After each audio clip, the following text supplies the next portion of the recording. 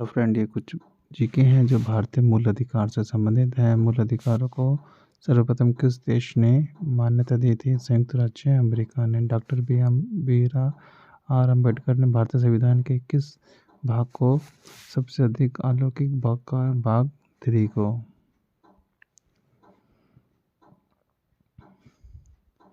भारत के संविधान में मूल अधिकार क्या है? मूल संविधान का हिस्सा। मौलिक अधिकारों का निलंबन कौन कर सकता है? राष्ट्रपति। मौलिक अधिकारों के बारे में सुनवाई करने का अधिकार किसको है? सर्वोच्च न्यायालय को। भारतीय संविधान का अस्पष्टता उन्मूलन किस अनुच्छेद में है? अनुच्छेद 17। मौलिक अधिकारों का मुख्य उद्देश्य क्या है? व्यक्तिगत स्वतंत्रता को सुनिश्चित करना। स्वतंत्रता का अधिकार किस अनुच्छेद में वर्णित है? अनुच्छेद 19 से 22। सूचना का अधिकार किस अनुच्छेद में जोड़ा गया? अनुच्छेद 19 से। शिक्षा का अधिकार किस अनुच्छेद में जोड़ा गया? अनुच्छेद 21A। अनुच्छेद 24 में मौलिक अधिकारों में क्या वर्णित है? बच्चों को शोषण के विरुद्ध अधिकार।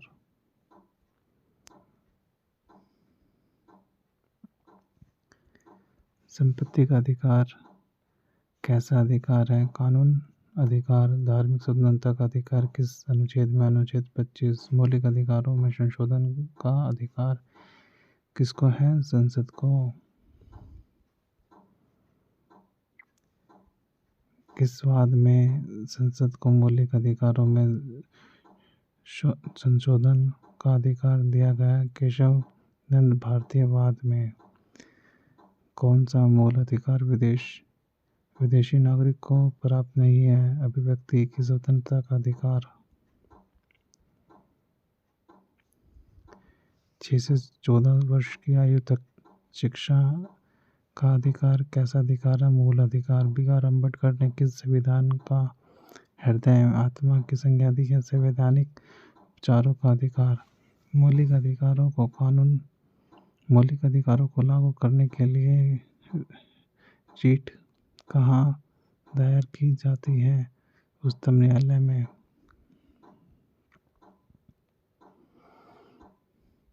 किस याचिका का शाब्दिक अर्थ होता है कि हम आदेश देते हैं? परमादेश। सूचना का अधिकार किस राज्य में लागू नहीं है? जम्मू एवं कश्मीर में। किसी कैदी को न्यायालय के समक्ष प्रस्तुत करने के लिए किस रिट की आवश्यकता होती है? बंदी प्रत्यक्षकरण।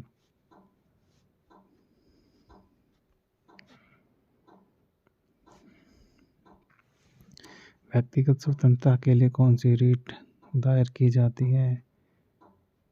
Habeas corpus. मूल अधिकारों पर प्रतिबंध लगाने का अधिकार किसके पास है? संसद के पास। प्रेस की स्वतंत्रता किस अधिकार में निहित है? भाषण स्वतंत्रता।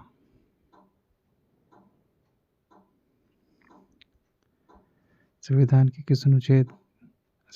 अनुच्छेद 23 में किसका वर्णन है? शोषण के विरुद्ध अधिकार का। संपत्ति के मौलिक अधिकार को